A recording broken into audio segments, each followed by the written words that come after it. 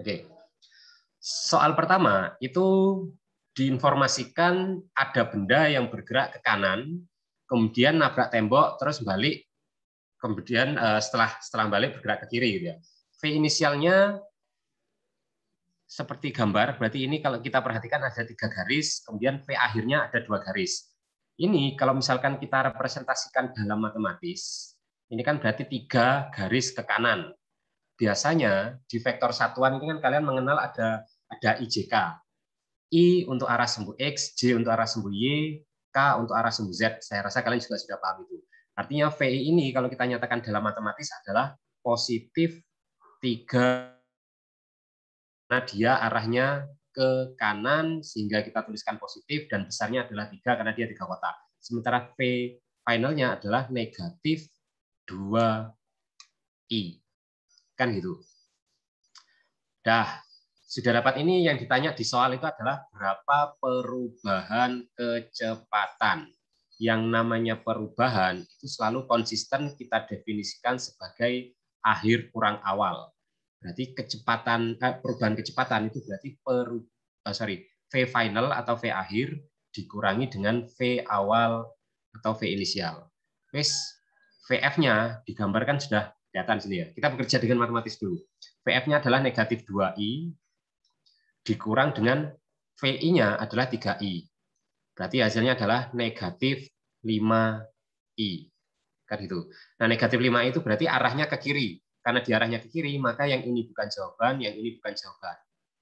Besarnya adalah 5. Yang ini mungkin karena dia ke kiri, tapi karena dia besarnya 5, kalian cari yang panjangnya 5 kotak, maka jawabannya adalah yang B. Itu ya. Itu kalau kita bekerja dengan matematis. Kalau kita buat dengan representasi gambar, maka nanti jadinya delta F sama dengan V final dikurang V inisial. Berarti ini jadinya V finalnya adalah 2 ke kiri. Berarti kita gambarkan ada vektor ke kiri, terus dikurangi dengan ke sini 3. Anggaplah ya 3 kotak gitu. Berarti ini kalau misalnya kita kurangkan, bagaimana? Ini kayaknya harusnya kalian sudah tidak ada yang bisa bukan tidak ada yang bisa dijelaskan, sudah paham semua. Operasi pengurangan vektor, misalkan ada A kurang B, ini selalu bisa kita tuliskan menjadi operasi penjumlahan vektor negatif. Jadi selisih antara A dikurang dengan B, atau A dikurang dengan B, itu sama saja dengan penjumlahan antara A dengan negatif B. Nah, vektor yang awalnya positif jadi negatif itu kan hanya membalik arah. Artinya ini kalau kita kurangkan VF-nya ke kiri, dikurang dengan VI-nya ke kanan, ini sama saja dengan VF ini ke kiri, ditambah dengan F ini, ditambah dengan VI-nya kita balik. Ini menjadi negatif VI. Nah, kan gitu. Sudah, berarti ke kiri pendek ditambah dengan ke kiri yang lebih panjang. Maka hasilnya adalah ke kiri yang semakin panjang. Kan gitu, kurang lebih. Maka jawabannya adalah yang ini. Gitu ya. Itu kita bekerja dengan matematis dan gambar. Usahakan nanti kita menyelesaikan soal atau nanti mengajar ke siswa, karena poin kalian ini kan calon pendidik gitu ya. Maka usahakan gimana caranya bisa menyampaikan pengetahuan ke siswa secara komprehensif dengan dikonfirmasi berdasarkan beberapa representasi yang bisa digambarkan ke soal tersebut. Tuh, jadi karena kalian senangnya ngitung-ngitung tok, maka kalian lebih senang pakai rumus dan seterusnya. Jangan gitu, karena semakin banyak representasi yang bisa dikuasai oleh siswa, maka akan semakin bagus pengetahuan mereka di fisika. Itu soal nomor 1. Soal nomor 2. Nah, karena ini bekerja dengan matematika, saya rasa ini lebih gampang. Dan soal nomor 2 ini kalau dicek memang hampir rata-rata semuanya benar. Soal ini masih sama dengan yang tadi, yang ditanya adalah perubahan kecepatan. Jadi sama, karena yang tanya perubahan kecepatan berarti akhir kurang awal, berarti final dikurang inisial. Finalnya adalah 2I dikurang 16J, dikurangi dengan 4I dikurang dikurang dengan 32J. Nah, ini nanti kalau misalkan jelaskan ke siswa ya, jelas, kita tidak bisa mengoperasikan besaran vektor yang tidak searah. Maka kalau kita mau menjumlahkan komponen vektor, harus kita kerjakan yang punya komponen sama. Artinya yang arah sumbu X kita dekatkan dengan yang X, yang J kita kerjakan dengan yang J. Berarti nanti bentuk ini jadinya 2I, negatif ketemu di sini jadi negatif 4I, terus yang J, 16J, ini ketemu negatif jadi positif, berarti ditambah dengan 32J. Berarti jadinya negatif 2I ditambah 16J. Berarti yang D. Kan gitu aja ya. Simple, harusnya bisa kejawab semua. Oke, nanti kalau ada pertanyaan bisa langsung ditanyakan. Selanjutnya, soal nomor 3. Mobil mainan bergerak menuju tembok dengan kecepatan sesaat sebelum menabrak tembok sebesar 4 meter per sekon. Dan kecepatan sesaat setelah menabrak tembok adalah 3 meter per sekon. Perubahan kecepatan mobil sebelum dan setelah menabrak tembok adalah berapa? Gimana ini?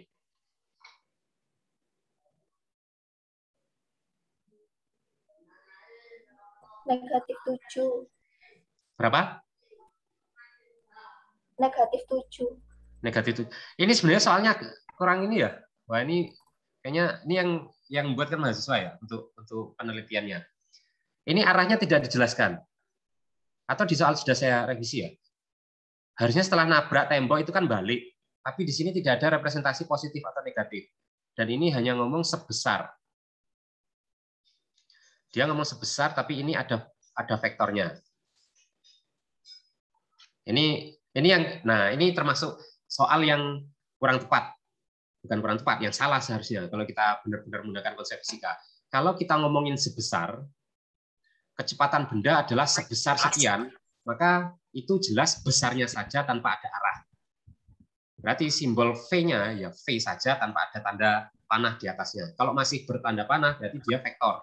Kalau dia vektor, berarti tidak bisa kita sebut.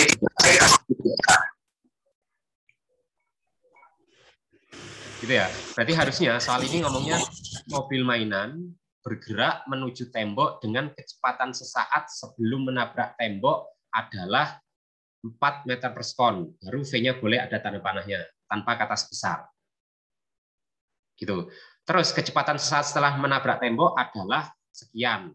Baru boleh ada ini. Kalau ada kata-kata sebesar, maka ini menunjukkan besarnya kecepatan saja tanpa harus ada arah. Dan itu nggak boleh, karena kecepatan harusnya ada arah. Dan kalau misalkan soalnya seperti ini, berarti harusnya delta V-nya sama dengan V final dikurang dengan V inisial. Berarti sama dengan V finalnya adalah 3 meter per sekon, V inisialnya adalah 4 meter per sekon. Berarti jadinya negatif 1 meter per sekon. Kenapa kok jadi negatif 1 meter per sekon? Artinya benda ini kan nggak dijelasin kalau dia berbalik arah. Jadi seolah-olah mula-mula kecepatannya 4, pas nabrak jadi makin lambat. Gitu aja.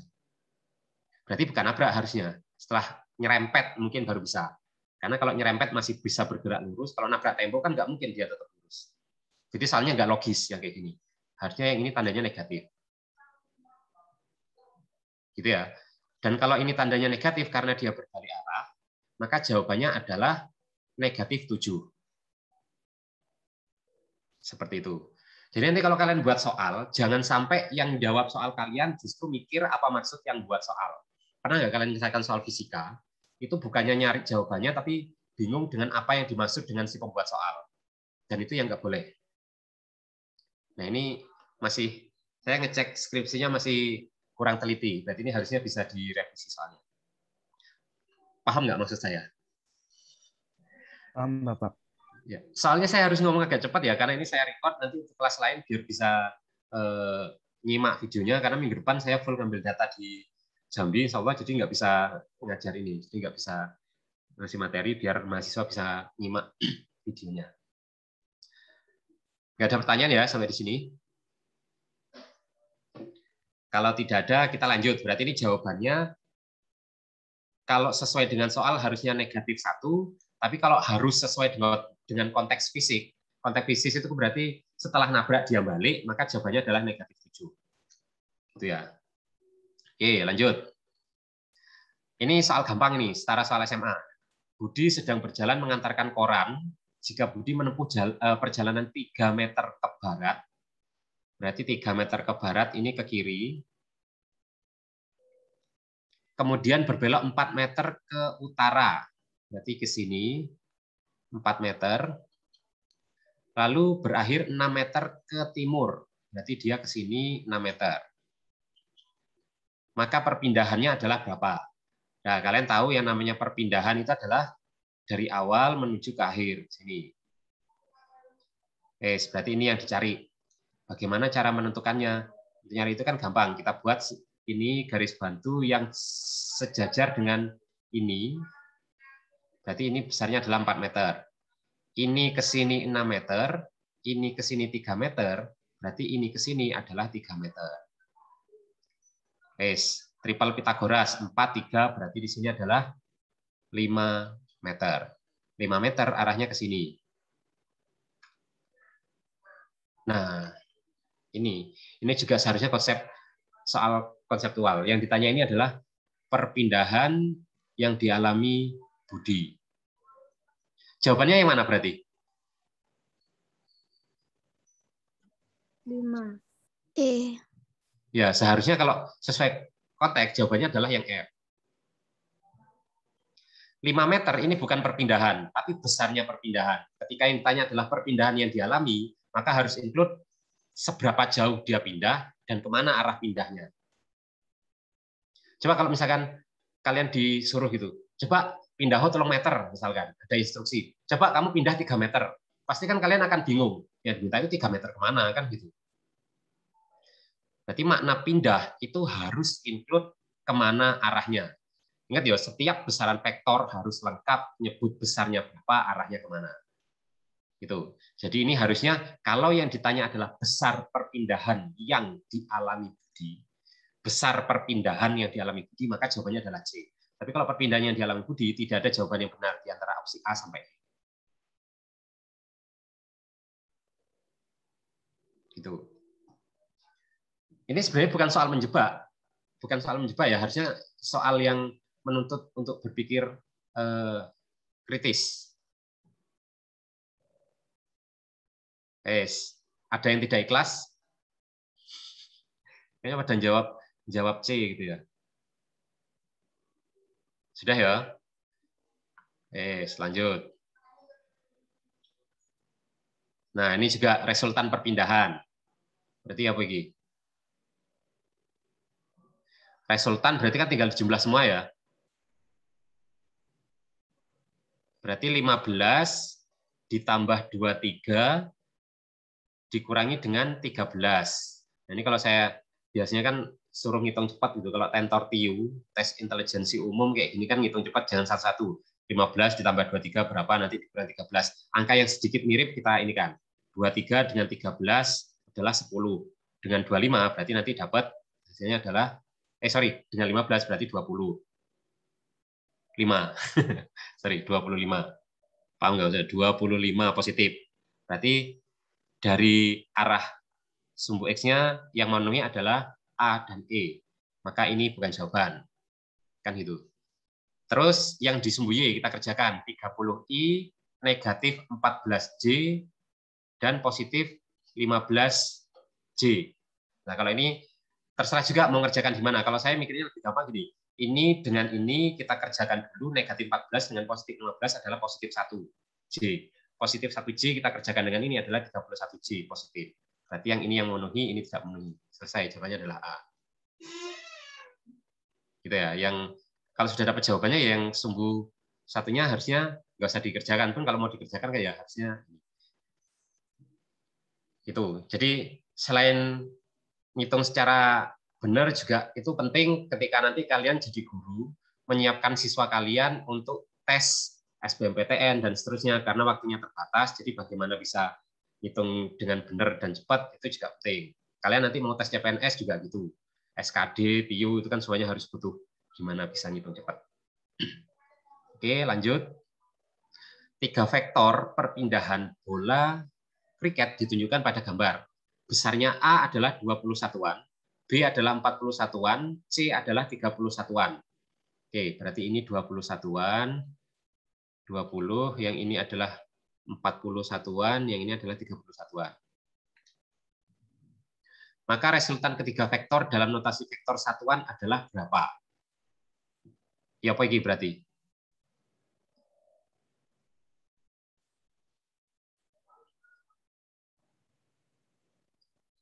Gimana? Langkahnya bagaimana? Diproyeksikan dulu, Pak. Untuk Oke. masing-masing. Cara bikin proyeksi gimana, Mas? Siapa ini yang ngomong? Diproyeksikan. Saya, Pak. Ya. Saya itu nggak kelihatan di Oh iya. mana orangnya. Saya Dani, Pak. Oke, Mas Dani.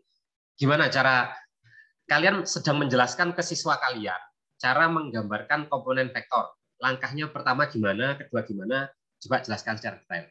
Kenapa saya nanya ini? Mahasiswa S2 itu masih banyak yang belum bisa menggambar, bukan masih banyak. Ada satu mahasiswa dulu yang bimbingan Prof. Topo yang sebimbingan dengan saya. Ketika tesisnya masalah vektor, menggambarkan vektor itu lo nggak bisa. Bikin proyeksi, bikin nyari komponen vektor di arah sumbu X gimana, Y gimana itu nggak bisa. Oke, yang penting adalah kalian bisa dan kalian bisa menjelaskan ke siswa kalian. Ranah MPF itu sebenarnya sudah harus bisa. Dan sekarang ranahnya kalian harus bisa menjelaskan. Kalau bisanya itu kan dari fisika dasar. Ya, Mas, gimana cara ngomong ke siswa kalian, ini langkah bikin proyeksi vektor atau nyari komponen vektor. 1. Itu kan misalkan untuk yang vektor B, itu di ini Pak, apa namanya? Yang ujung vektornya itu ditarik garis ke sumbu X-nya. Ditarik garis ke sumbu X. Apa? Iya, apa namanya? Ya, seperti itu, Pak. Kalau saya narik garisnya gini boleh nggak? Ini kan saya tarik garis ke sumbu X. Nggak boleh, Pak. Harusnya. Kenapa? Berarti gimana? Ini salah berarti. Harusnya biaya berarti.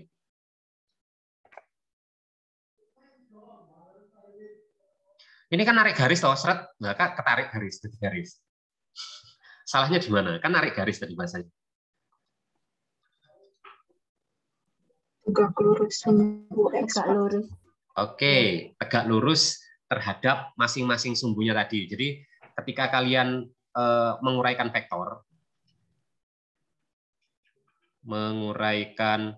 vektor, maka nanti ada, saya rasa sekuensi bagaimana siswa itu bisa melakukan hal-halnya secara detail itu juga penting ya untuk dijelaskan. Maksudnya gambarkan vektor itu seolah-olah sederhana. Seret-seret tadi. Padahal kan bisa jadi gambarnya itu salah dan siswa tidak paham maksud dari yang kita jelaskan itu bagaimana. Maka sedetail mungkin, sedasar mungkin itu penting untuk diberikan ke siswa kalian. Beda, kalian jangan memposisikan siswa kalian itu seperti kalian yang sudah belajar fisika dari SD, SMP, SMA sampai kuliah, bahkan S2. Siswa kalian itu kan baru ketemu di waktu itu. Jadi coba mikir pas kalian dulu kayak gitu ya. Jadi jangan ngomong gampang. Siswa itu mikirnya berat ya, memang dia kognitif load-nya bisa jadi berat atau bisa jadi karena mereka baru pertama kali ketemu. Yang pertama adalah buat garis. Saya buat ini aja, bantu. Kenapa saya sebut garis bantu? Karena itu ya sebenarnya hanya untuk membantu penggambaran. Buat garis bantu dari ujung vektor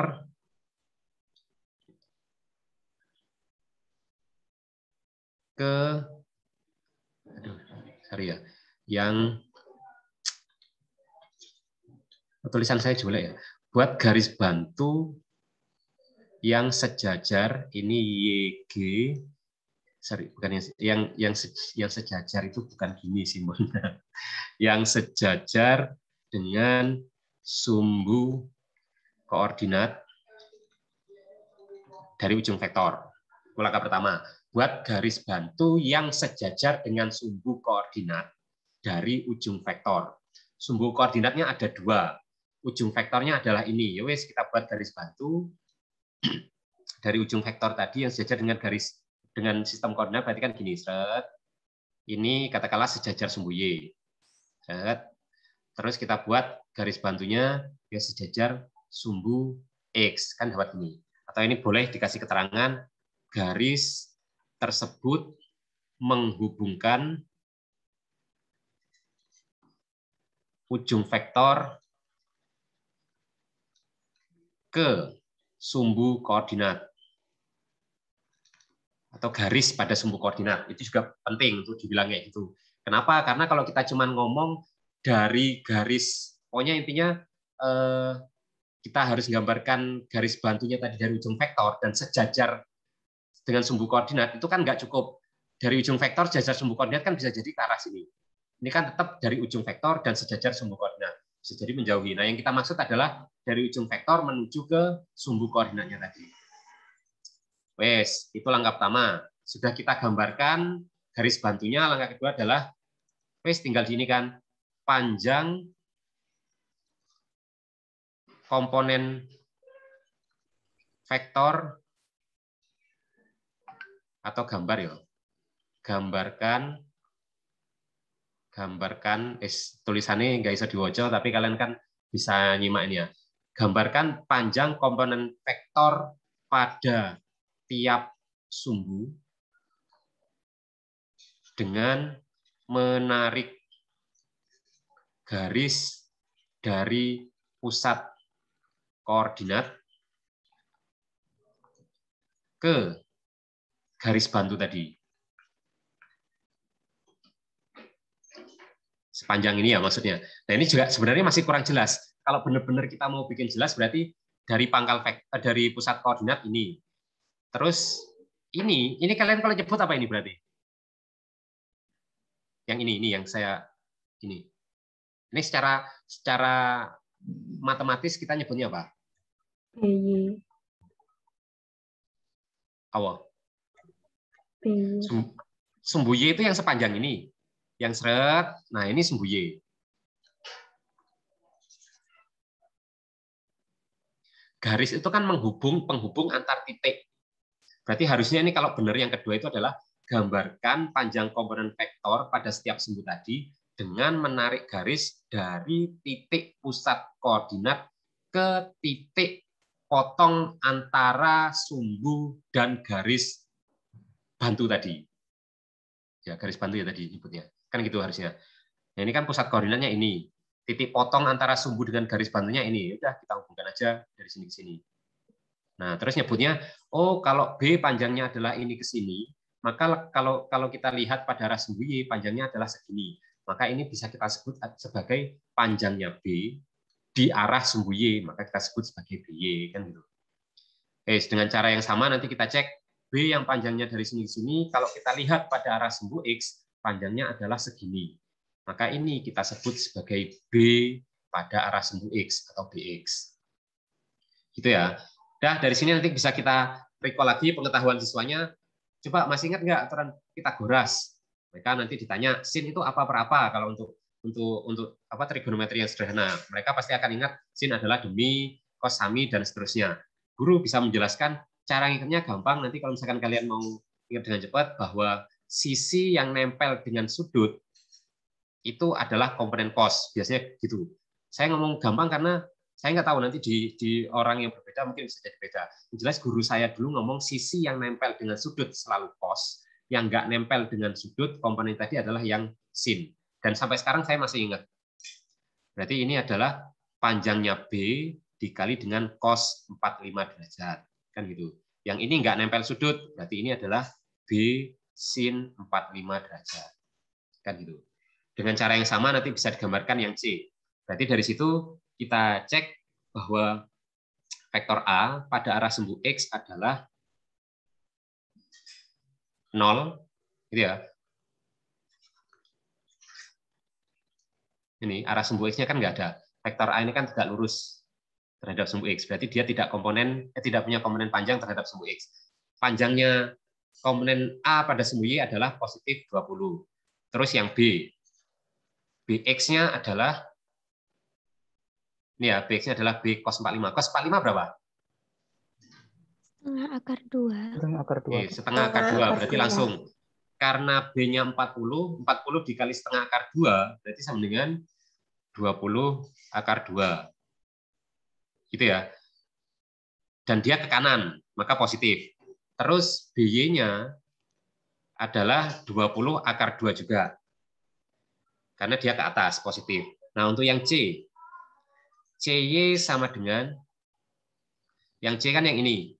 Sudutnya sama, 45 derajat. Dengan cara yang sama, nanti C pada arah sumbu X itu adalah yang pakai cos. Karena dia nempel dengan sudut. Berarti 15 ya. Kan 30 tadi panjangnya. Berarti C-nya adalah 30 dikali setengah akar 2, yaitu 15 akar 2. Nah, CY-nya, ini CX. Panjang C pada arah X-nya adalah itu, C pada arah Y-nya adalah negatif 15 akar 2. Kenapa negatif? Karena C ini kalau kita uraikan, panjangnya C pada arah sumbu Y adalah ke bawah. Maka dia negatif. Sudah selesai. Sudah dapat komponen pada masing-masing sumbu, baik sumbu X maupun sumbu Y, tinggal kita jumlahkan. Berarti jumlah vektor pada arah sumbu X adalah 0 tambah 20 akar 2 tambah 15 akar 2. Berarti 35 akar 2. Yes. Terus panjangnya vektor pada arah sumbu Y berarti sama dengan 20 ditambah 20 akar 2 ditambah dengan negatif 15 akar 2. Berarti 20 ditambah dengan 5 akar 2. Kan gitu. Udah dapat kayak gini. Artinya apa? Artinya resultan vektornya itu adalah segini pada arah sumbu X dan segini pada arah sumbu Y. Maka tinggal kita tambahin nanti I sama J untuk menjelaskan masing-masingnya. Nah, wis, sudah dapat kayak gini, seandainya tanpa kalkulator, maka jawabannya yang mana? Nah, ini juga penting untuk maksudnya bekerja tanpa kalkulator gitu ya. Pertama kita cek dulu, ini 35 akar 2. 35 akar 2 itu nilainya kira-kira berapa? Di atas 10 atau kurang dari 10? Nah, kita cek. Akar 2 itu piro? 1,4. Kalau 1,5 berapa nilainya? 15 kali 15? 2,25. Nah, kan sudah 2,25, artinya kan di atas 2 sudah. Kalau 13, 169 ya, kan masih kurang dari 2. Berarti yang lebih dekat adalah yang 14 tadi. Berarti ini 1,4. Kalian logikakan ini ya. Tapi nggak pakai logika ya gampang ya ini. 1,4 dikali dengan 35 berapa gitu. Wah, 35 dikali 1,4. Lebih dekat ke yang mana? Kalau 20 ini kan jelas bukan.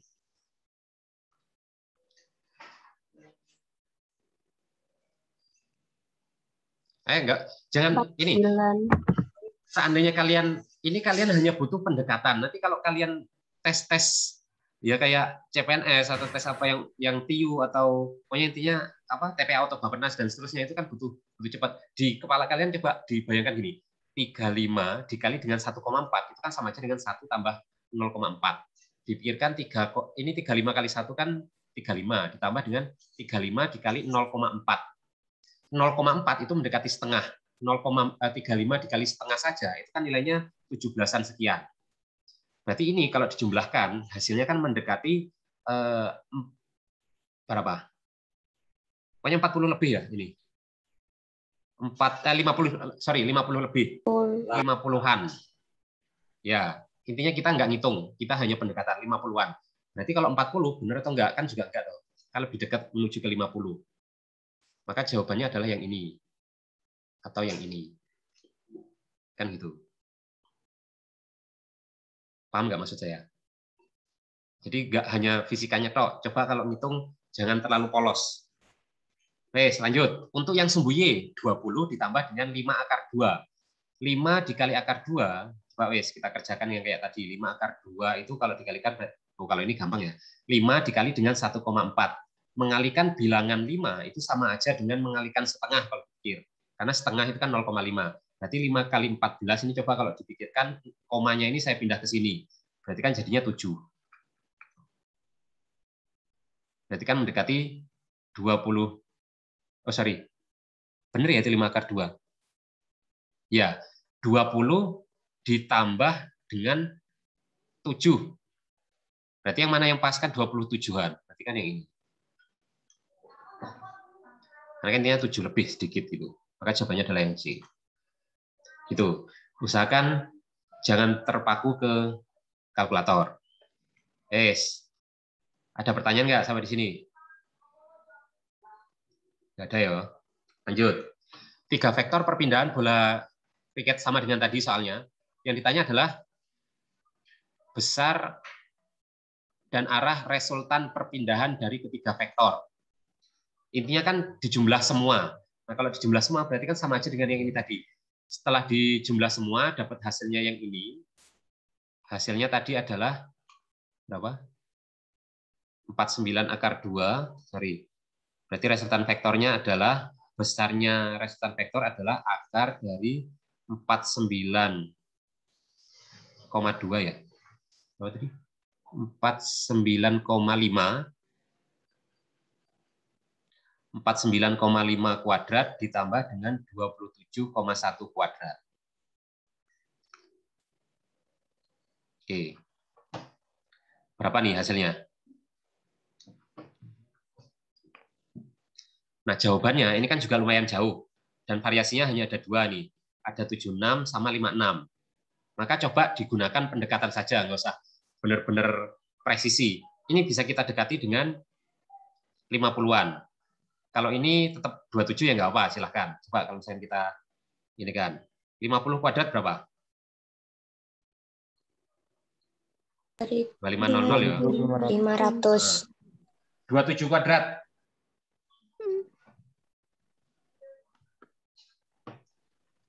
Berapa?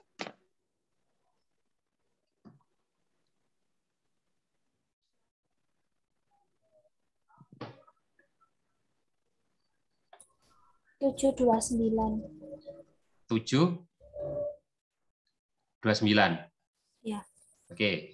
729 ditambah dengan 2.500 ya. 2.500. Berarti 3229. Ya, benar ya? Coba 3229 ini kalau diakarkan kira-kira lebih dekat ke 76 atau 56? 56. 56. Karena 70 kali 70 aja sudah 4900. Kan gitu. Berarti jawabannya adalah antara B, C. Pokoknya ini salah. A sama C. Tinggal kita cari sudutnya. Paham nggak maksud komponen ini? Bagaimana? Ini kan komponen pada arah sumbu X, ini arah sumbu Y. Berarti kalau kita gambarkan, 3 vektor ini kita jadikan satu, maka bisa diwakili dengan vektor yang bentuknya gini. Segini pada arah sumbu X, yaitu 49,5. Maksudnya gitu loh. Ini arah 49,5 itu kan arah sumbu X. Terus arah sumbu Y-nya adalah 27,1. Berarti ke atasnya adalah 27,1. 27,1. Ini kalau kita jumlahkan, hasilnya adalah ini. Ini adalah resultan vektornya tadi. Yang dimaksud dengan arah itu selalu acuannya adalah sumbu X. Berarti inilah dia tetanya. Untuk nyari teta bagaimana? Karena yang diketahui panjangnya di arah sumbu X sama sumbu Y, maka kita bisa pakai nilai tangen teta. Kan gitu toh. Tangen itu kan sisi depan dibagi dengan samping. Desa depan bagi samping. Berarti 27,5 dibagi dengan 49,5. Kan gitu. Nah, ini kalau kita lakukan pendekatan, ini kan mendekati hampir-hampir setengah.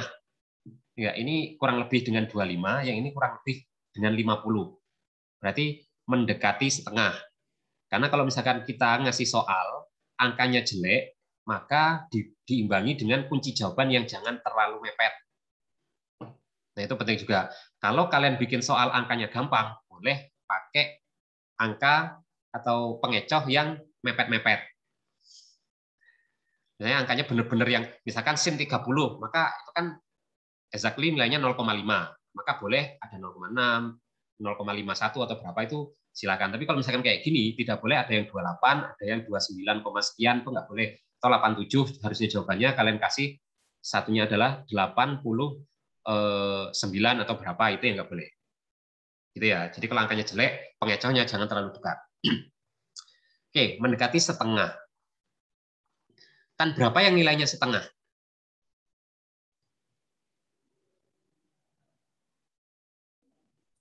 28-an atau 87-an?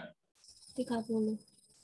Nah, yang itu ya. Pokoknya intinya gini. Satu lagi mungkin kalau misalkan kalian mau bernalar.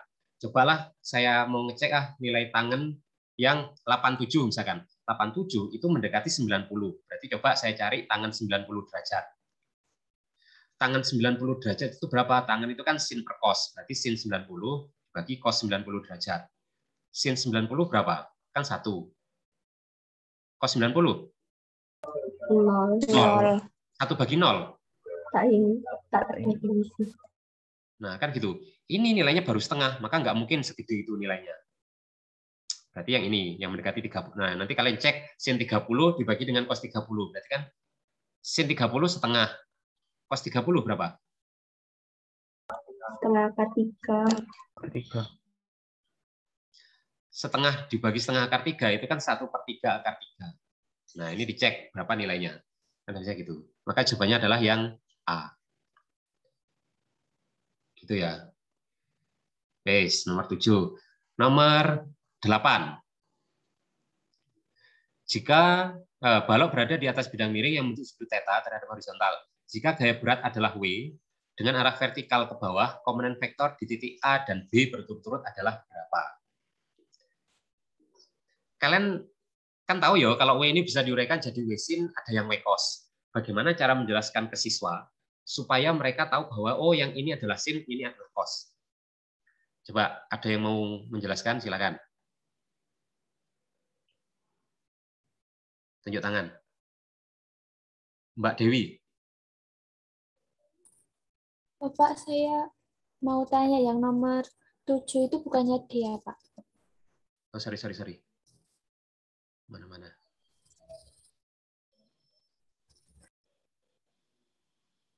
Oh, sorry, ya. Ini tadi salah ya. Oke, sip. Terima kasih. Yang D berarti, karena yang... Oke, terima kasih. Nggak sekalian mau menjelaskan yang ini, Mbak. Gimana cara menjelaskan ke siswa bahwa, nah, W ke bawah, itu nanti kita uraikan ada yang W sin, ada yang W cos. Gimana mendapatkan yang satunya W sin, satunya W cos?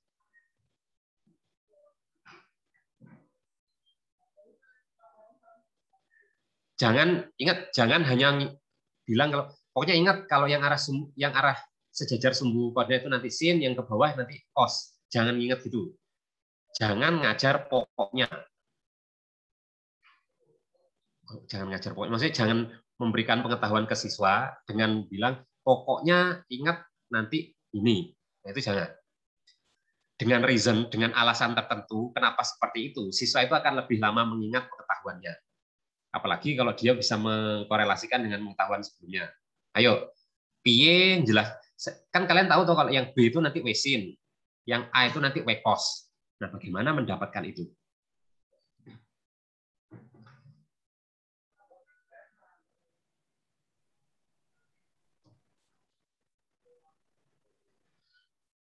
Mohon izin, Bapak. Monggo. Saya mau menjawab tapi menggunakan penjelasan dari resitasi kemarin. Boleh, Pak? Gimana? Ya.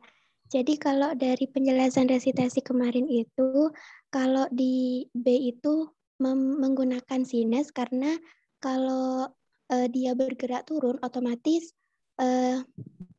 sinus kalau dia semakin semakin apa ya namanya? Besar sudut kemiringannya mungkin. Ya, jika besar sudut kemiringannya semakin besar, maka nilai sinusnya itu kan semakin besar. Sehingga kan pergerakan balok jika sudutnya semakin besar, maka pergerakan baloknya semakin cepat, Pak. Sesuai dengan sinus, kalau misal sinus 0 ke sinus 90 itu kan dari 0 ke 90 nilainya semakin besar. Sip, itu bisa, itu cara mengingatnya ya. Maksudnya cara mengingatnya biar tahu atau ingat bahwa itu yang sin dan yang satunya adalah yang cos dengan cara mengingat pakai penalaran yang seperti itu. Alasan saintifiknya mungkin bisa tetap dijelaskan. Kalau misalkan dirunutkan ya agak sedikit rumit. Misal gini, kita kedengaran nggak suara motor di ini? Apa ya? Oke, tunggu agak jauh dikit. Jadi intinya, kenapa kok W itu harus diuraikan? Jadi kalau misalnya kita ninjau suatu benda yang bergerak di bidang miring, dan kita tinjau gaya-gaya yang bekerja di benda, misalkan salah satunya adalah gaya normal, misalkan. Ada N ke sini, yang arahnya tegak lurus terhadap bidang sentuhnya. N ini, kalau kita lihat, dia arahnya sudah sejajar dengan sumbu Y. Sedangkan W, dia belum sejajar dengan salah satu sumbu, baik X maupun Y. Maka gaya-gaya yang belum sesuai dengan sistem koordinat harus kita uraikan untuk mencari komponen gaya tadi terhadap masing-masing sistem koordinat. Kenapa? Itu kita lakukan untuk mempermudah penyelesaian soal. Coba kalau misalkan yang kita uraikan bukan W-nya, tapi N-nya boleh nggak? Boleh. Jadi sistem koordinat ini kan boleh kita buat gini. Ini X, ini Y. Yang biasa normal kan gini. Nah, kalau kita buat kayak gini, maka nanti yang sesuai sistem koordinat adalah W, yang belum adalah N. Maka nanti N-nya yang kita uraikan. Ini boleh-boleh saja.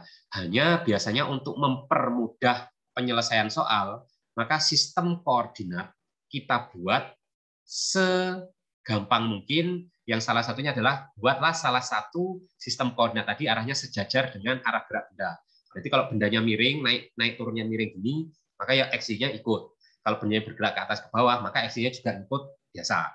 Kan gitu. Maka kita pilihlah sistem koordinat yang seperti ini. Sehingga W ini perlu kita uraikan. Nah, dengan cara yang tadi kita buat garis bantu yang sejajar sistem koordinat, ini sama ini, dapatlah komponennya ini. Ini adalah W pada arah sumbu X, pada arah sumbu Y. Yang ini adalah W pada arah sumbu X. Nah, dapat gini, selanjutnya bagaimana cara menentukan X sama Y? Langkah pertama, mungkin kalau secara matematis, alasan matematis kita ini kan, kita buat garis yang sejajar dengan bidang datar. Jadi B ini, kalau saya buat garis terusan, kan banyak gini, ini sejajar dengan ini. Gitu ya. Terus kita buat garis datar di titik temu ketiga gaya ini. Berarti kan saya buat gini, gini. Nah ini sejajar sama yang ini. Gitu. Sudut yang dibentuk antara garis yang saya tandai dengan sama dengan ini, dengan S double gini, itu adalah theta sudutnya. Nah ini adalah garis yang saya tandai dengan tanda sama dengan dan S double, maka ini adalah tetanya. Kan menurut? Yes. Sudut yang dibentuk antara ini dengan ini, kelihatan nggak? Ini dengan ini adalah 90 derajat. Maka ini adalah 90 dikurang dengan theta. Kan gitu. Terus selanjutnya, sudut yang dibentuk antara W terhadap garis datar ini adalah 90 derajat. Berarti kalau ini 90 min theta, maka ini adalah 90 dikurangi dengan yang ini. Berarti 90 dikurang dengan 90 min theta. Maka hasilnya adalah theta. Berarti sudut yang sama dengan theta ini adalah yang ini. Wes ketemu sudut tetanya yang sama dengan itu adalah yang ini, maka sudah pakai pengetahuannya tadi, sisi yang nempel sudut adalah cos. Maka ini adalah W cos theta, yang enggak nempel sudut adalah sin. Berarti ini W sin theta. Kan itu. Berarti jawabannya adalah yang W cos theta, W berarti yang A. Gitu ya. Itu kalau dianalisis secara matematis. Kalau biar nggak analisis, apa bisa? Selain alasannya tadi, mungkin bisa kalian bawa ke sudut yang sedikit lancipnya ekstrim, biar begitu kelihatan. Kalau ini kan nggak begitu kelihatan bedanya antara yang ini sama yang ini. Nah, coba kita buat sudut yang benar-benar lancip. Ini sebenarnya sudut lancip, tapi nggak begitu lancip. Nah, kita buat yang semakin lancip. Nah, ini kalau kita gambarkan kan ada W ke sini. Nah, ini nanti kalau diuraikan, kan berarti ada yang ke bawah sini, yang tegak lurus terhadap bidang, ada yang gini. Nah, kan gitu. Nah, ini kalau sudut ininya theta, maka kan jelas yang sama dengan theta itu kan yang ini. Kalau ini kan terlalu gede. Oh, berarti si sudut yang bawah ini yang sama dengan sudut ini. Nah, inilah dia yang W cos karena dia nempel sudut. Wes, gitu aja ya. Itu pengetahuan kalian ketika nanti nyampaikan materi dengan detail, jelas, runut gitu ya. Jangan ngajar dengan kata-kata pokoknya ingat. Nah, itu jangan. Oke, tidak ada pertanyaan, kita lanjut. Nomor 9. pernyataan yang benar tentang hubungan vektor tersebut adalah yang mana? Nah, kita cek. Opsi A itu ngomong kalau vektor A sama dengan vektor B sama dengan vektor C. Ingat, kesamaan dua buah vektor itu ada atau benar kalau vektornya besarnya sama, arahnya juga sama. Nah, kita cek di sini. Vektor ini arahnya ke sini, yang ini arahnya ke sini, ini ke sini, ini ke sini. Nah, ini mungkin bisa jadi sama dengan yang A arahnya.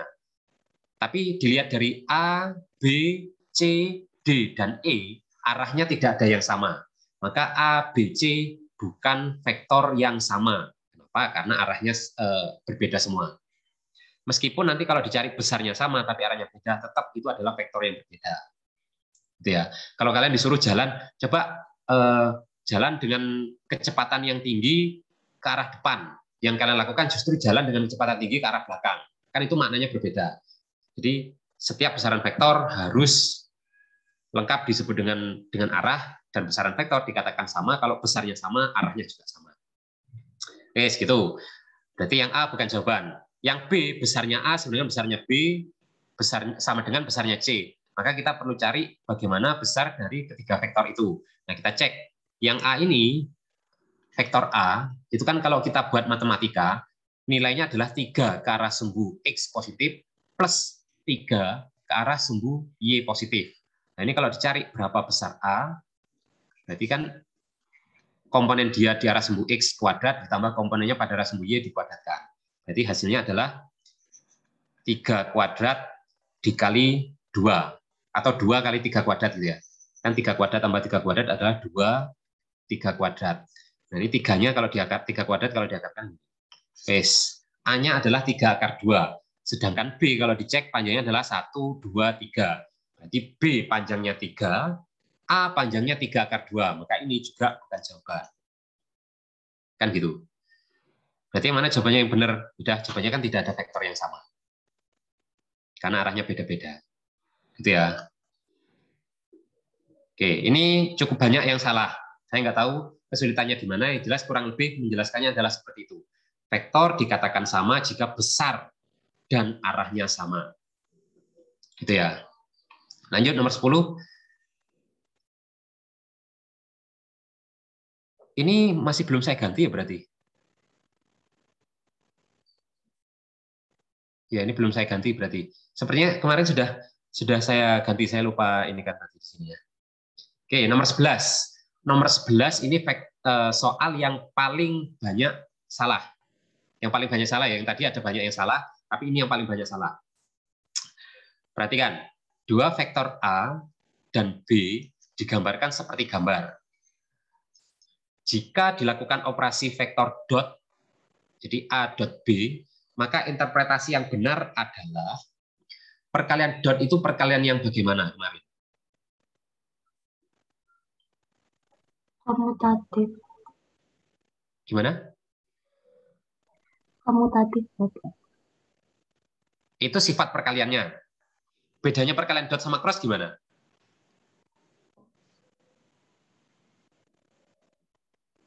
Kalau dot pakai cos, kalau sin pakai kontraan. Kalau ya. Yang cross, satunya cos, satunya kontraan. Ya, itu juga masih belum. Konsep dasarnya, definisi. Jadi kan dulu, Mas sudah nonton ini nggak video perkalian dot sama cross yang saya share di ini kemarin? Sudah, Bapak. Oke, sudah. Nah, ini juga membuktikan gitu ya. Jadi nanti kalian kalau ngajar siswa kalian sudah kalian ajarin berkali-kali dia nggak paham-paham, atau yang ditanya, ketika kalian nanya sesuatu, yang disampaikan justru bukan jawaban yang dari kalian, itu kalian harap maklum. Ya contohnya kayak gini tadi, itu pengetahuan yang benar, tapi itu tidak relevan dengan pertanyaan yang saya ajukan.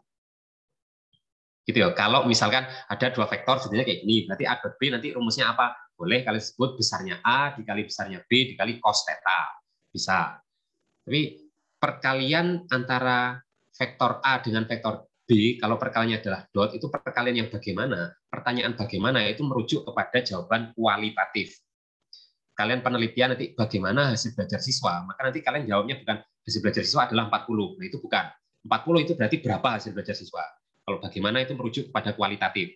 Maka nanti kalau skripsi, kalau bisa hindari pertanyaan bagaimana, karena kualitatif nanti agak repot urusannya. Gitu ya. Balik ke sini. Perkalian dot itu yang bagaimana? Bukan yang apa rumusnya, tapi yang bagaimana? Menghasilkan skalar. Oke, perkalian yang nanti menghasilkan skalar. Boleh. Ada lagi? Masih kurang lengkap. Saya rasa sudah cukup lengkap kok di video itu.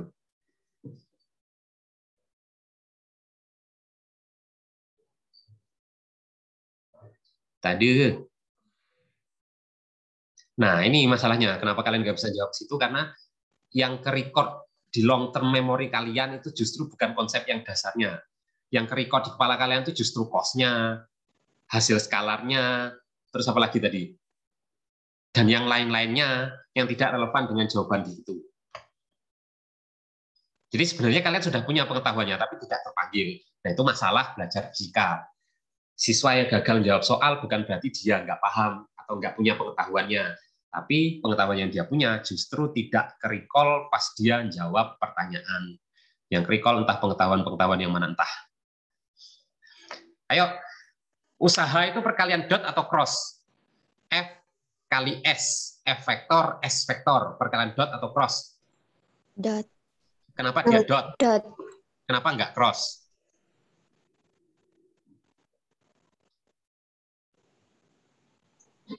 Karena usahanya harus searah perpindahan. Gayanya maksudnya? Gayanya searah. Gayanya searah. Bolehkah kalau gayanya berlawanan arah dengan perpindahan? Bisa nggak kira-kira? Balok ditarik ke kanan, dia bergerak ke kanan. Ada gaya gesek arahnya ke kiri. Gaya gesek ke kiri, pindahnya ke kanan.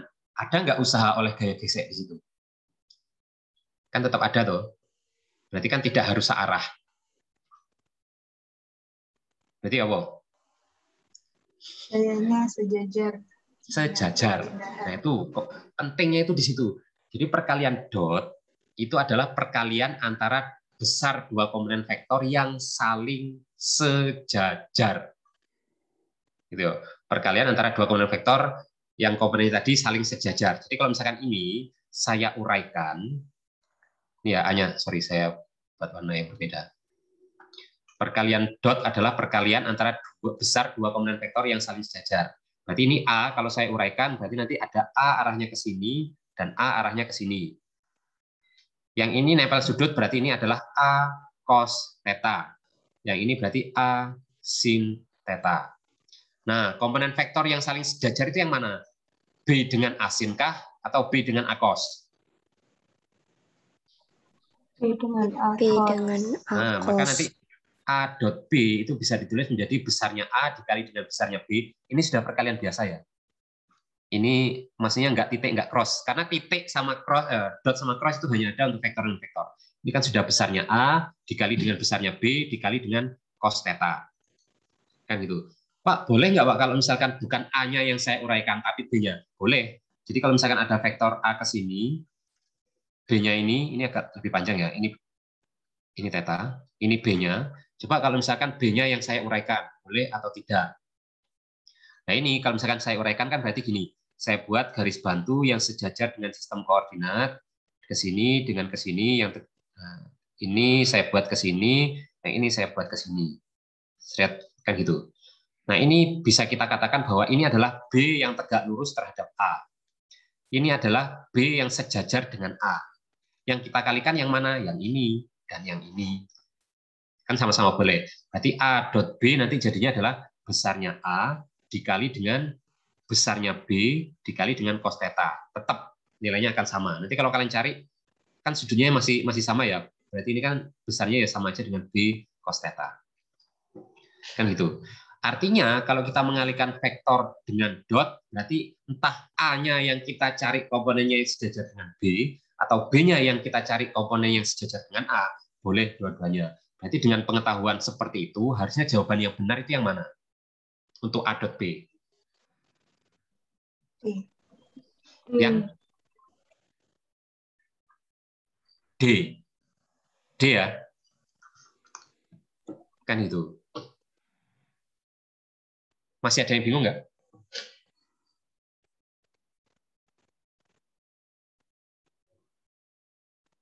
Ini kalian diam ini paham atau bagaimana? Cah fisika itu nek ditekoi cek opo ngono ya, wis kuliah semester piro iki. Masuk nanti kalau misalkan kalian ujian skripsi ditanya fisikanya nggak bisa lah, bahaya. Tidak ada pertanyaan ya sampai sini. Pokoknya kalau kalian diam, saya anggap kalian paham. Lanjut. Dua vektor A dan B tampak seperti gambar. Besar vektor A adalah 3 satuan, vektor B adalah 5 satuan. Jika kedua vektor membentuk sudut 30 derajat, maka besar A cross B adalah berapa? Jadi kalau dicari A cross B, dengan cara yang sama tadi, intinya kalian ingat kembali perkalian cross adalah perkalian komponen vektor yang saling tegak lurus.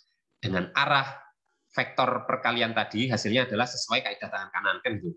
Berarti kalau A dikrosskan dengan B, besarnya adalah besarnya vektor A dikali besarnya vektor B dikali dengan sinus theta. S berarti 3 dikali 5 dikali dengan sin 30 derajat. 3 kali 5, 15, 15 kali setengah, 7,5 satuan. Berarti yang ini. Gitu ya. Jawabannya adalah yang A. Dan ini nggak banyak, maksudnya tidak sebanyak yang tadi, tapi masih banyak juga yang salah. Kalau saya tanya, kemana arahnya?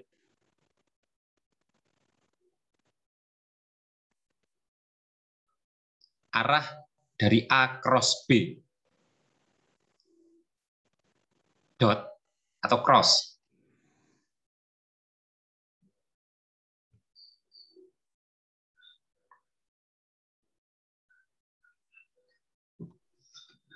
Record pembelajaran ini akan saya kirimkan ke maba fisika, dan ke physics for biology sama physics for chemistry. Jadi jangan malu-maluin anak fisika yang sudah semester 5 ditanya arah dot cross masih bingung. Ke dalam. Arahnya ke dalam Pak, masuk ke sini aplikatif. Nah, ke dalam itu berarti cross atau dot? Cross. Dot. Ada yang bingung nggak masih membedakan cross sama dot? Atau saya tanya, filosofi ada dot, ada cross itu kenapa sih?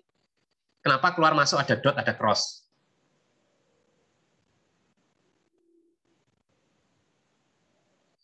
Tadi juga yang bisa jawab. Ini macam mana nih?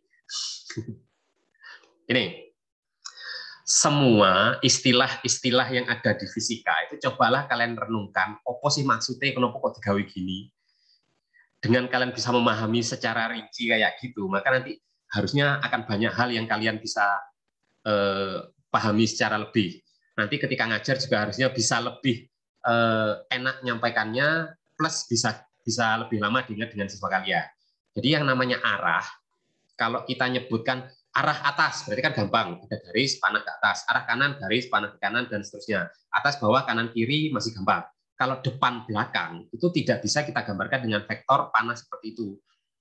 Sementara vektor itu kan harus ada garis sama panah ini ya, maka keluar masuk itu nggak bisa digambarkan secara langsung. Loh Pak, kalau misalkan agak nyerong itu gimana? Kalau kita buat sistem 3 dimensi bisa.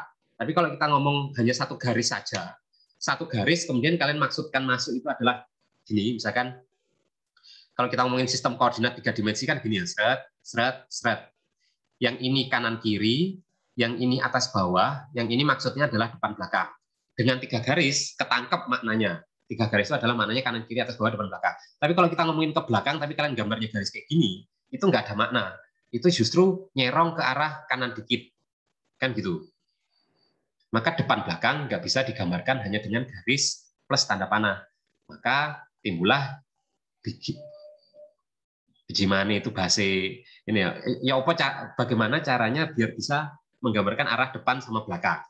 Nah, itu filosofinya kan dari anak panah.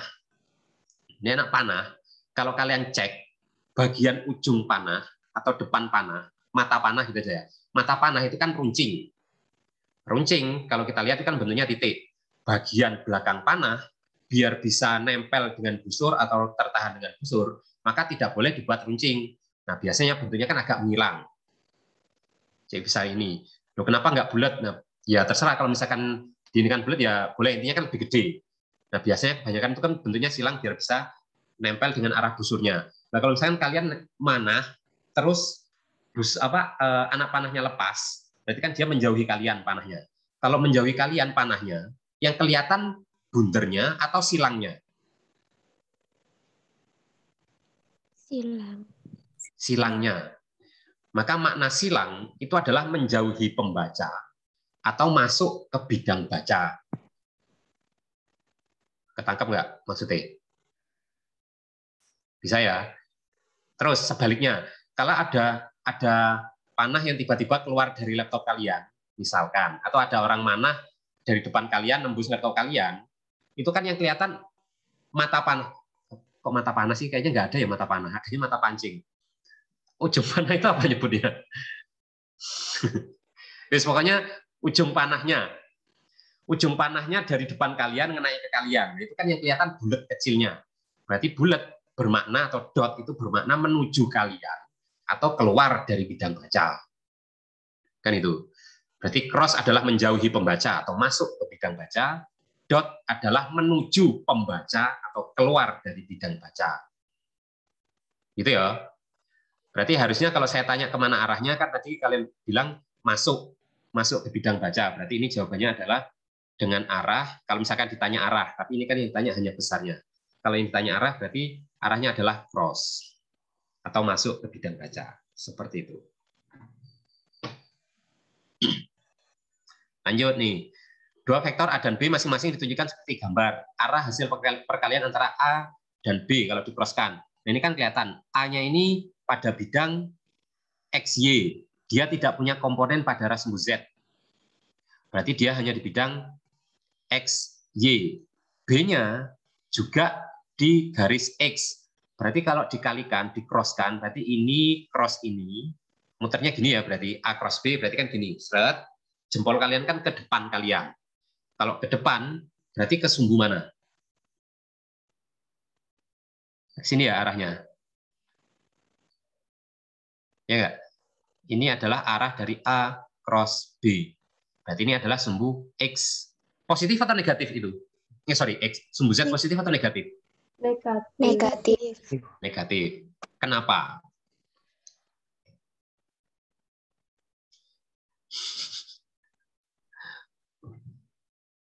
Kalau kenapa berarti kan butuh jawaban lanjut. Why? Kenapa itu disebut yang negatif? Sumbu X itu yang ke kiri kenapa kok negatif itu? Secara ilmiah ininya. Nggak tahu lah, pokoknya intinya dulu waktu dapat ya kayak gitu ya intinya. Jadi kenapa kok ada koordinat garis, koordinat bidang, koordinat ruang, kenapa ada yang negatif, ada yang positif? Secara matematis mana negatif itu kan nanti tidak apa ya, bukan di areanya, apa sih? Koordinat 3 dimensi itu kan koordinat bidang. Bidang itu yang gampang kan kalau garis itu ya berarti ruangan rumah kalian.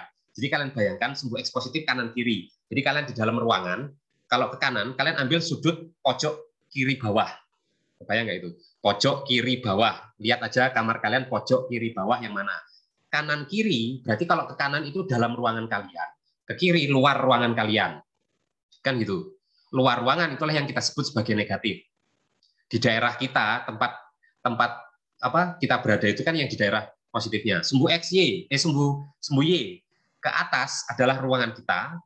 Sumbu Y negatif adalah bawah tanah, luar ruangan, maka dia negatif.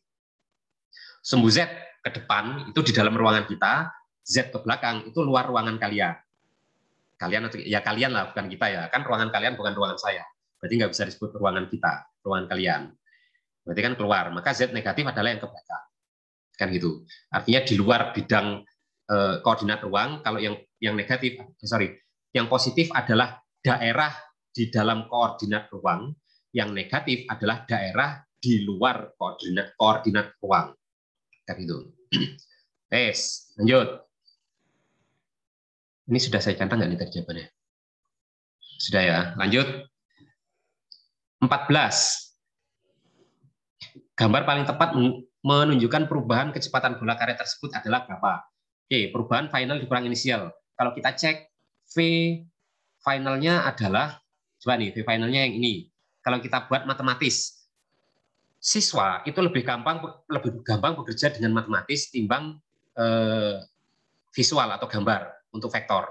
Maka usahakan nanti gimana pun caranya kalian jelaskan dengan ditambah dengan penjelasan yang matematisnya, biar dia bisa apa sih istilahnya, saling mengkonfirmasi antar representasi tadi. V final itu kan kalau kita hitung 1, 2, 3. Oh, pada arah X adalah 3. Berarti 3 arah X. Ditambah dengan arah Y-nya adalah 1, 2, 3 juga. Berarti 3J. Kan itu. V inisial atau V awalnya adalah, kita cek, pada arah sumbu X adalah 1, 2, 3, 4. Oh, 4 ke arah kanan. Berarti 4 ke arah sumbu X positif. Berarti 4I. Sumbu Y-nya kita cek 1, 2, 3, 4, 5. Ternyata 5 tapi dia ke bawah. Berarti negatif 5J. Kan dulu. Nah, delta V itu adalah V final dikurang dengan V inisial. Berarti pada sumbu X dikurangkan yang akhir kurang awal. 3I dikurang 4I. Berarti negatif I. Terus 3J dikurang dengan negatif 5J. Berarti 3J ditambah 5J. Berarti positif 8J. Udah, kita cari vektor yang ke sumbu X-nya 1 dan negatif. Sumbu Y-nya 8 dan positif. Yang mana? Yang D, kan gitu. Ini kan kalau dicek X-nya 1 negatif, Y-nya adalah segini. Nah, kalau dihitung itu harusnya 8. Kalau nggak 8 berarti soalnya yang salah. Maka jawabannya adalah yang D. Gitu ya. Kalau dicek berarti V final kurang V inisial berarti ke sini dikurang dengan ke sini. Nah, ini bisa kita buat tadi sama kayak tadi. Berarti ini ditambah dengan ke sini tapi dibalik. Berarti jadinya ke sini. Sorry.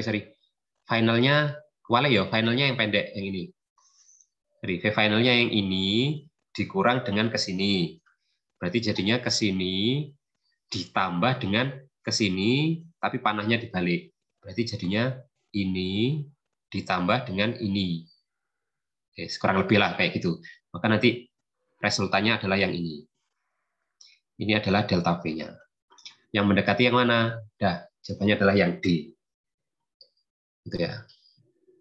Oke, lanjut. Masih banyak ini. Yang ini. Perubahan kecepatan juga. Berarti ini dikurang ini. Ini kalau dipakai matematis juga boleh, cuman karena dia nggak tepat, berarti agak susah. Coba delta V berarti sama dengan VB akhir dikurang awal, VB dikurang VA. VB-nya ke sini, dikurang VA-nya ke sini. Berarti jadinya ke sini, ke sini ditambah dengan ke sini, tapi balik. Berarti jadinya ke sini ditambah ke sini. Berarti kan arahnya gini, harusnya. Ini karena kepanjangan 1 ya. Berarti kan intinya dia ke kiri. Berarti kan yang ini. Yang C. Nah, nanti gambarkan ini harus dengan skala yang pas. Lanjut.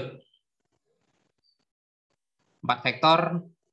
Biasanya gini pernyataan yang benar terkait 4 vektor tadi. Kita cek.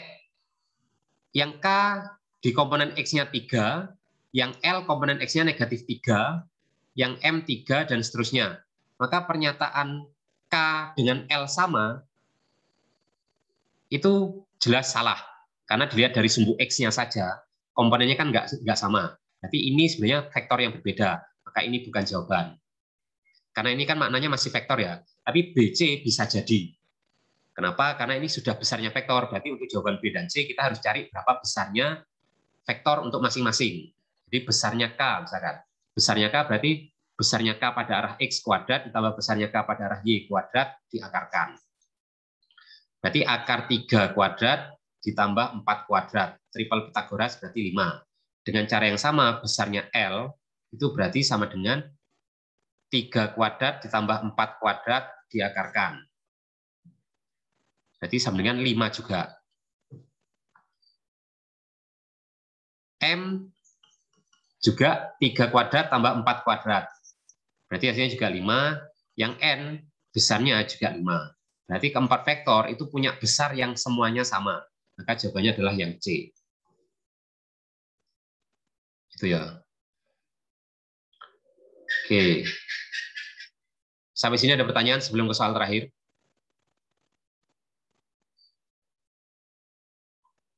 Nggak ada ya? Jangan sampai saya mengeluarkan soal yang masih kayak yang mirip-mirip kayak gini, tapi nanti ketika tapi harusnya ujian akhir nggak ke materi ini ya. Nanti UAS-nya mau dari materi pertama atau materi setelah UTS? Materi yang pertama ya, biar materinya banyak. Oh iya, Mbak Zulfara mantu-mantu, oh, berarti setuju kalau dari materi vektor sampai materi terakhir UTS, UAS ini. Oke, soal terakhir. Yang ditanya adalah P dikurang Q. Nah, ini kalau kalian bekerja soal dengan soal yang kayak gini, kalian tidak bisa bekerja dengan cara grafis, artinya menggambarkan vektor nggak iso. Jadi P arahnya ke sini, terus Q arahnya ke bawah itu, yang ke sini kalian jumlahkan dengan gambar, itu nggak bisa. Sorry, kalian selisihkan dengan gambar, berarti nanti jadinya P ke situ ditambah dengan Q arahnya ke atas, nanti kan hasilnya agak nyerong ke sini, nanti bentuknya ini kebetulan mirip, jawabnya kan harusnya yang A ya. Kebetulan agak mirip ini ya. Cuman ketika nanti dengan bentuk yang berbeda lagi, bisa jadi mirip dengan itu, tapi itu bukan jawabannya. Kenapa? Karena kalau kita menggambarkan vektor yang sorry, materi saya loh. Guys, pokoknya intinya kalau vektor 3 dimensi itu tidak bisa menjawab hanya dengan menggambarkan vektor. Maka lebih gampang untuk vektor yang 3 dimensi kalian kerjakan dengan matematis. Jadi kalau misalkan ada vektor P, itu kan bisa kita gambarkan, kita notasikan menjadi P pada arah X ditambah dengan P Y arah J tambah PZ K misalkan. Terus Q-nya adalah QXI ditambah QYJ ditambah QZK. Nah ini kalau kita mengerjakan soal ini, sebenarnya kalau kalian ketemu soal misalkan P-nya adalah 4I ditambah 2J. Terus Q-nya adalah 2J misalkan. Kalian suruh nyari P dikurang Q. Cara kalian jelaskan ke siswa gimana? Kan kalian suruh ngerjakan yang punya arah sama. Coba selesaikan yang punya arah sama. Berarti ini dengan ini kalian kurangkan. Berarti hasilnya 0. Wes, ini dikurang dengan komponen sini kan nggak ada. Berarti kan tetap 4I. Itu sebenarnya bisa. Jadi mengerjakan dengan cara matematis itu lebih gampang. Tapi kenapa dengan representasi yang berbeda, justru pengetahuan itu nggak bisa kalian pakai. Nah, itu yang agak aneh sebenarnya mahasiswa ini. Ini kalau disuruh nyari P dikurang Q, ya udah kita kerjakan yang punya komponen sama. Nanti kita kerjakan yang sama-sama punya arah I, kita kurangkan. Jadi P arah I dikurang dengan dengan Q arah I. Berarti jadinya PX dikurang dengan QX. I ditambah dengan kita kerjakan yang arah J. Berarti PY dikurang dengan Y. Dan ditambah dengan yang arah Z. Berarti jadinya PZ dikurang QZ. Udah kan gitu aja. Berarti nanti di sini pun juga kayak gitu. Kita kerjakan satu-satu. Pada arah sumbu X kita cek. P pada arah sumbu X panjangnya adalah ini. Ini ya. Ini komponen P pada arah sumbu X. Berarti ini adalah PX. Q pada arah sumbu X arahnya adalah ini. Berarti ini adalah QX. Nah, ini dikurang dengan ini hasilnya gimana? Berarti kan sama aja dengan ini ditambah dengan ini tapi balik ke sini. Berarti hasilnya lebih panjang ke arah sumbu X dan negatif. Nah, kita cek yang lebih panjang daripada ini yang mana? Ini boleh, ini kan lebih panjang. Ini lebih panjang, ini lebih pendek, berarti kan bukan. Yang ini justru di daerah positif, berarti ini bukan. Yang ini juga bukan, nggak lebih panjang. Maka jawabannya adalah antara A dan B. Lanjut, kita coba cari yang di sumbu Y. PY-nya adalah ini. QY-nya adalah ini. Nah, kalau kita kurangkan, vektor ini dikurang dengan ini, berarti kalau digambarkan jadinya kan ke sini, ditambah dengan ke sini, tapi balik panahnya. Artinya hasilnya adalah ke atas dan panjang. Ini dia justru ke bawah dan panjang, berarti ini bukan. Yang ini ke atas panjang, maka ini adalah jawabannya. Kan gitu. Wes, yang memenuhi adalah yang A. Nanti dicari dengan cara yang sama, Z-nya harusnya benar yang ini. Gitu ya. Tetap pengetahuan itu harus kalian gunakan. Oke, sampai di sini ada pertanyaan? Pak, permisi izin bertanya. Monggo. Baik, terima kasih atas kesempatannya, Bapak. Izin bertanya pada nomor 10. yang terdapat suatu benda yang ditarik oleh 4 gaya sama ada yang 2 gaya. Oh, I see. Ya, itu ya ininya. Ya, saya ingat. Berarti itu yang enggak ini. Saya apa yo? Saya ini kan ya. Soalnya enggak ke, tapi saya ingat ini ada gaya F. Anggaplah ini panjangnya sama ya. Sudutnya theta. Sama satunya, ini 2F ya? Iya, Bapak, 2F. Oke. Ini yang satunya ada 4 gaya. Kedengaran nggak ada suara tokek di sini? Terdengar, Pak. Ya Allah. Ngadi-ngadi tokeknya. Satunya 4 gaya dan ini F, sudutnya theta. Ini toh. Yang ditanya adalah perbandingan, ya. Anggaplah ini A, ini B, saya lupa. Intinya mana yang lebih gede gitu kan? Iya, Bapak. Oke.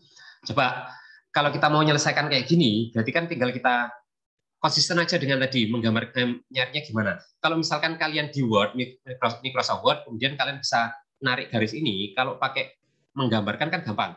2F kalian buat ulang, terus ini kalian copy paste, kemudian kalian paste, kalian taruh di sini. Seret, oh panjangnya adalah segini misalkan.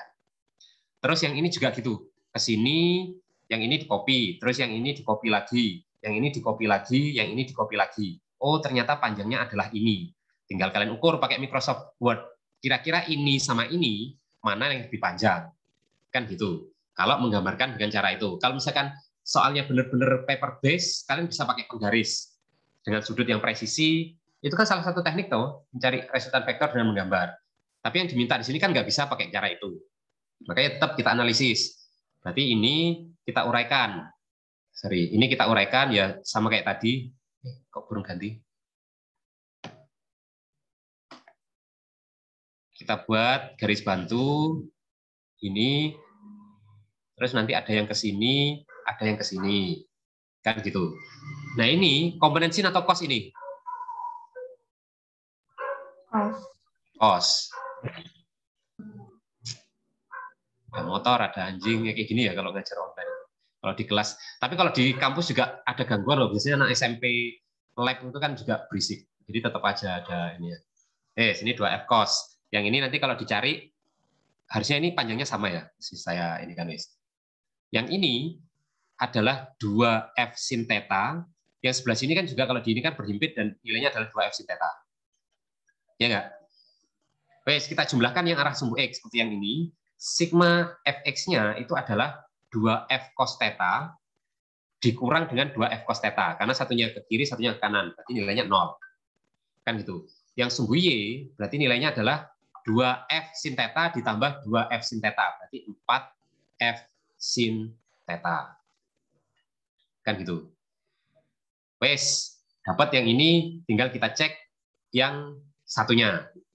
Nah, ini saya uraikan yang satu aja. Coba yang ini kalau saya uraikan, maka nanti jadinya gimana? Berarti ini nilainya adalah F dikali cos theta, dan yang ini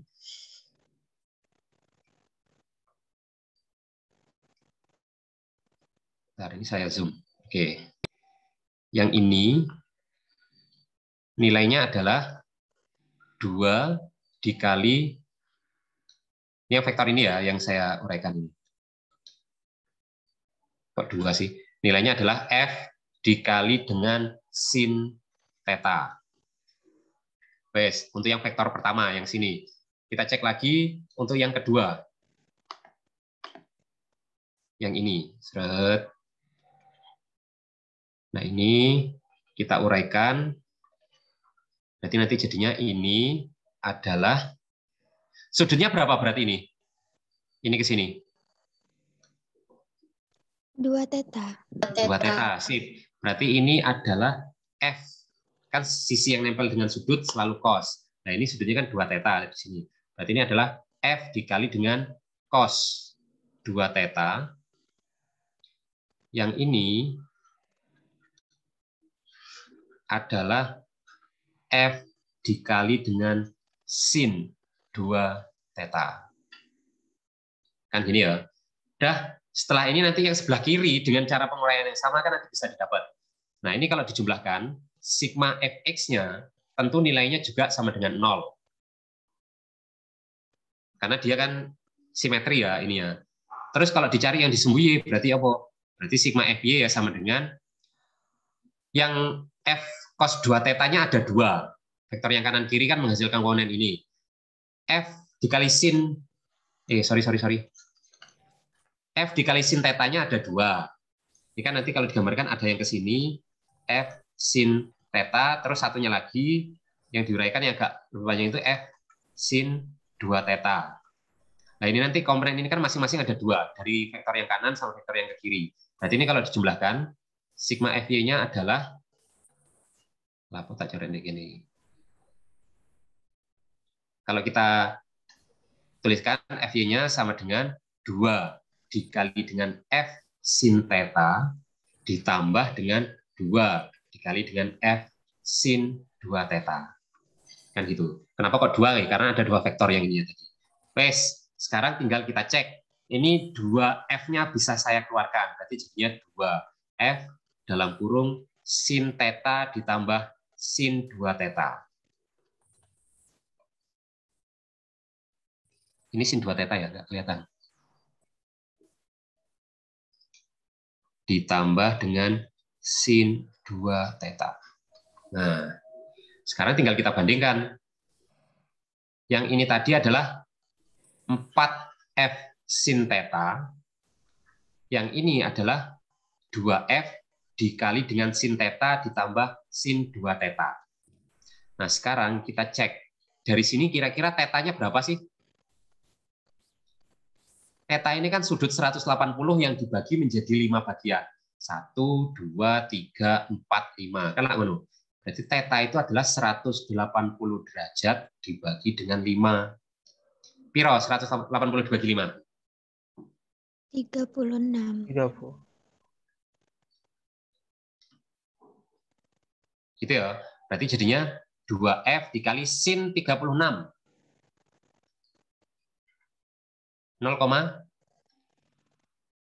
kan? 6. Ya, dia tidak istimewa tapi agak istimewa. Nah, ini 2 theta berarti kan sin 53. Sebenarnya 52, tapi sebenarnya kalau dikalikan 2 itu kan 53. Berapa berarti? 0,8-an ya, mendekati. Kalau yang ini berarti 4 dikali F dikali dengan 0,6 karena dia sin theta. Wes, intinya ini 2,4 F. Ini 1,4.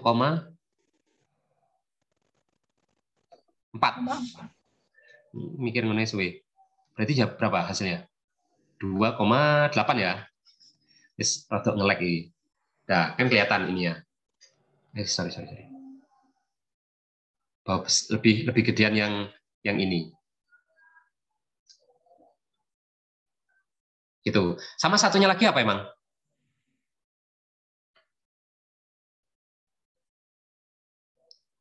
Berarti resultan vektor ini lebih gede timbang yang satunya lagi ada yang tidak tertulis di situ. Sudah ya, kayaknya ini ya. Insya Allah coba. hanya itu. Gimana? Insya Allah hanya itu yang belum tertulis tadi. Oke. Sip, coba ada yang ingin ditanyakan nggak? Tidak ada ya? Oke, kalau tidak ada, saya tanya ke satu orang secara acak. Yang tidak on cam, yang akan saya tanya, Rizky Anovita. Oh, langsung hilang nih sampai gini gambarnya. Mana tadi Rizky Anovita? Halo? Halo, Pak. Oke. Coba Mbak Rizkia, saya nggak nanya mengenai ini. Ada nggak hal yang baru kamu pelajari, entah yang awalnya nggak tahu jadi sedikit lebih tahu dan seterusnya dari perkuliahan hari ini? Atau apa yang kamu tangkap, silakan ceritakan. Itu dari mulai yang konsep tadi, Pak. Yang mana tuh?